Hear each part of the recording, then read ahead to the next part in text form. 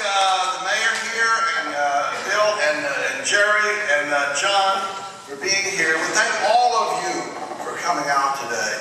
This is a very special woman. I want you to know. The reason I know that, I've looked at her binder.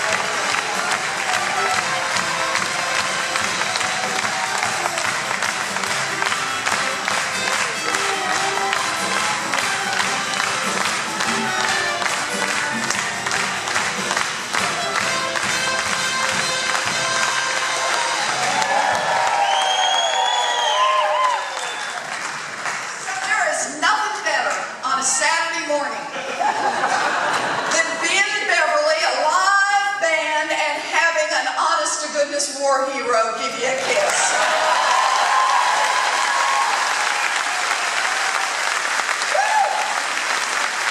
I'm going to do this every Saturday morning. Why not, guys? Okay. All right. So I want to start by thanking the mayor for having us back in Beverly. I love being here.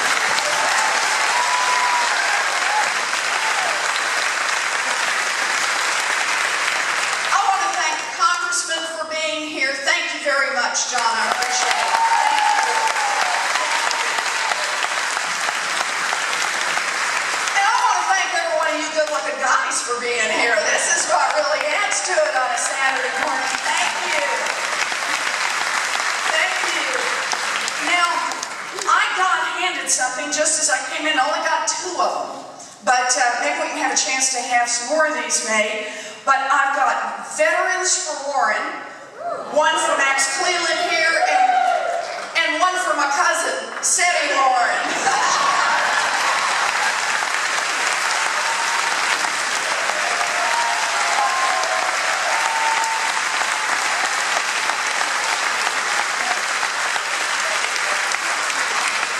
The mayor of Newton also has, it's going to wear his hat here, so it's good. You know, I really do mean this. I can't tell you how much this means to me. I really do have goosebumps to be here with honest-to-goodness heroes who have served our country. I just want you to know, thank you all. Thank you.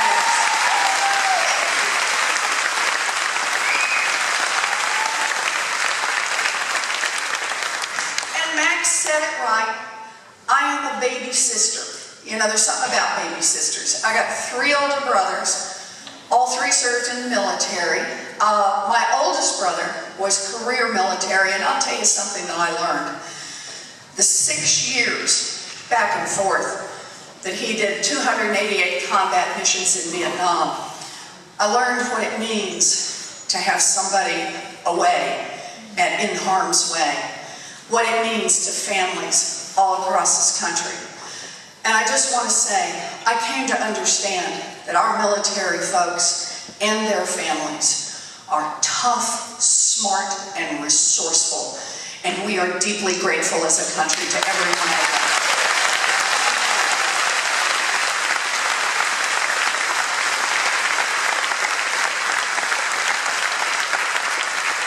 I've seen other parts too, parts that aren't so pretty.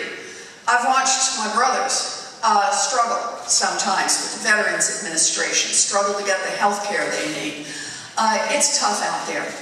And when it is, I have to say, it makes me wonder about all of us. Our vets make a sacred commitment to us. They lay it on the line. And we have to make a sacred commitment to our vets, and that means honoring our promises to them.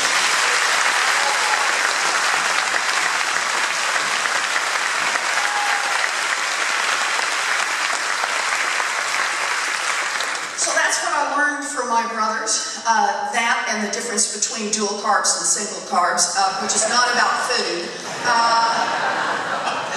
Growing up at a dinner table with those boys was something. I also have looked for every opportunity I can to put that into play. And I appreciate Senator Cleland mentioning the work of the Consumer Financial Protection Bureau, and in particular on that, because here we got this little agency. It's just barely a year old now, and it is a feisty little agency. I would love to have it.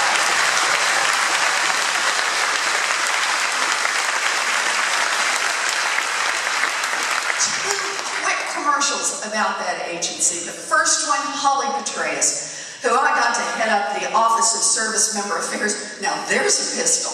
Holly Petraeus, she has been out there holding the financial institutions accountable because some of the worst financial products in this country have been sold to our service members. Holly's been out there fighting back, making sure she's saving people's homes, she's getting people smarter, she's getting them organized, she's working together, she's going to make sure our military families don't get cheated, and God bless Holly. Let's stand behind her.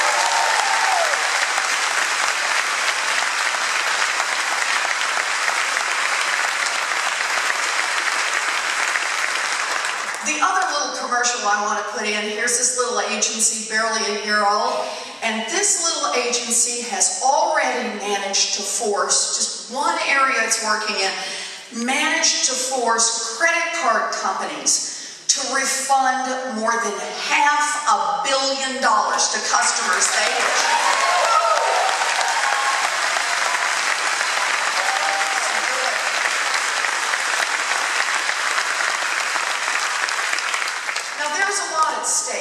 In this Senate race, including, I gotta tell you, that little consumer agency. I hope you've seen the videos. Mitt Romney has said on the first day of a Mitt Romney presidency, he will repeal all of Dodd-Frank.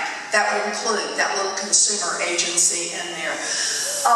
Let the guys on Wall Street go back to whatever they were doing the day before the financial crash. You know, not a good direction for us. But that's the question overall. How do we build a future? And the way I see this is the Republicans have made clear their vision.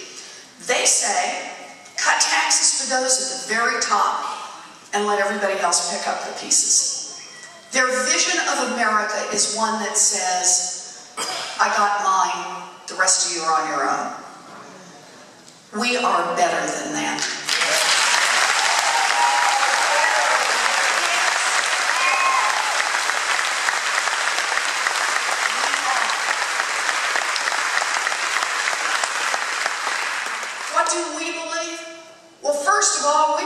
Everybody pays a fair share, even the millionaires, the billionaires, and the big oil companies.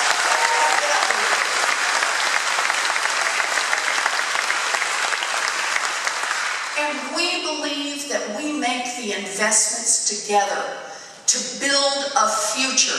We believe in investing in education, in roads and bridges and communications, in research. We believe in building a future together.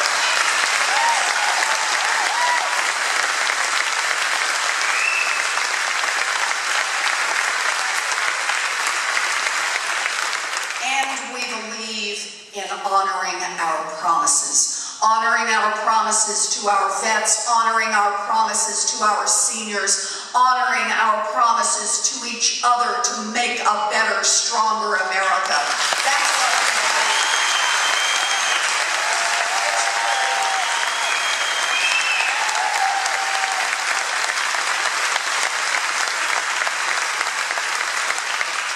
So, we're in a Senate race. Maybe you've heard. We're down to 17 days, who's counting? And you know, I want to say this. Scott Brown, he has some good votes. He does. He doesn't vote the wrong way all the time. But too much of the time, he stands with the millionaires, with the billionaires, with the big oil companies. The people of Massachusetts need a senator they can count on, not once in a while, but all of the time.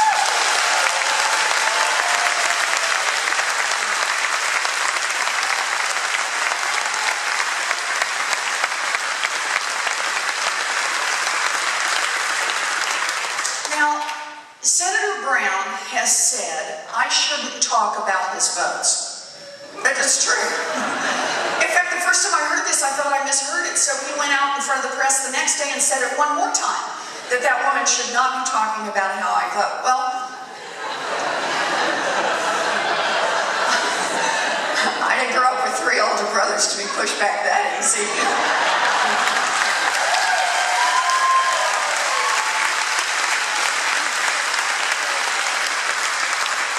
I want to talk about a couple of his votes because they really are important. A year ago last week, with 250,000 people unemployed here in the Commonwealth of Massachusetts, Scott Brown and all the other Republicans voted together against a jobs bill that would have supported 22,000 jobs here in the Commonwealth of Massachusetts. The next week, voted against a jobs bill that would have prevented the layoffs of firefighters, teachers, of police officers all across this Commonwealth. The next week, voted against a jobs bill that would have supported 11,000 jobs, mostly in construction, repairing roads and bridges and mass transit rail here in the Commonwealth of Massachusetts.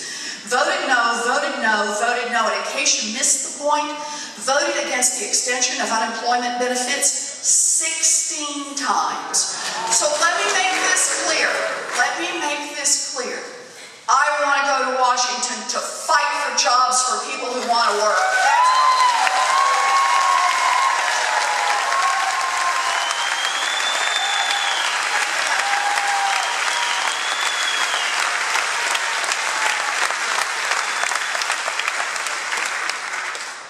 Scott Brown is making one of his signature issues that if he gets the chance, he's going to go back and help repeal Obamacare, as he calls it. And I just want you to think about, there's so much it matters to us here in Massachusetts. Yeah, we got 98% coverage, and that's great. I am proud to be from Massachusetts, where we live.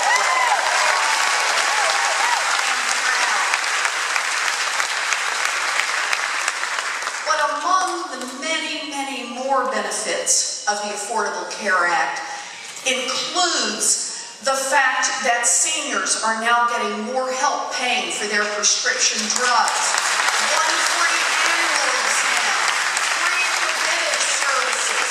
Scott Brown says he's going to go to the United States Senate. He's going to wipe all of that out. He's going to wipe out the provisions on letting your kids stay on health insurance until they're 26 years old. Wipe out the provisions on no lifetime caps on your health care. He's going to wipe all of that out if he gets a chance. Let me be really clear about this one. I want to go to Washington to fight for Social Security, for Medicare, and for the Affordable Care Act.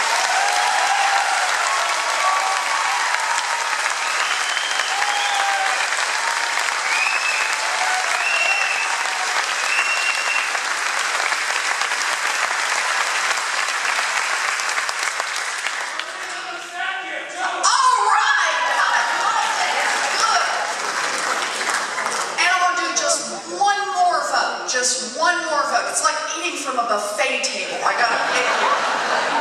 Oh, we gotta talk about this one. I can't believe we have to talk about this one in 2012, but we gotta talk about it. Scott Brown had exactly one chance to vote for equal pay for equal work. He voted no. He had exactly one chance to vote for insurance coverage for birth control, mammograms, cervical cancer screenings. He voted no. He had one chance to vote for a pro-choice woman to the United States Supreme Court. He voted no. Me, I want to go to the United States Senate to stand up for women.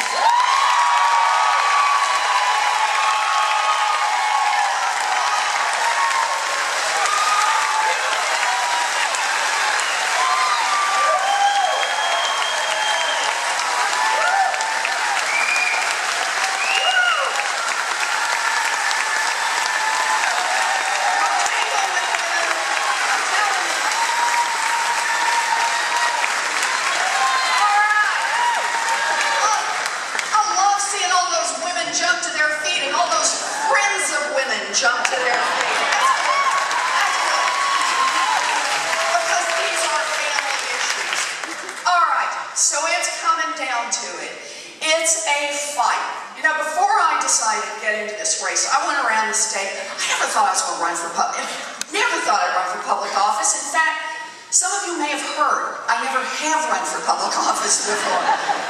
This is the first time around here. But I tell you, I went around, I talked to people, and I said there's important issues. We talk about these important issues, and then people would say to me, now, girl, you got to understand, if you do this, it's going to get ugly. They're going to come after you. They're going to say things about you. They're going to attack you. They're going to attack your family. They're going to attack your teaching. They're going to attack everything you've done, your life's work. They're going to attack you. It will be the ugliest, nastiest thing you've ever been involved in. But we really hope you'll do it. You know, we need a better sales pitch. But I'm going to tell you, it has been a fight. It is. And it is going to be a fight for the next 17 days. But here's what I want you to hear. I am not afraid.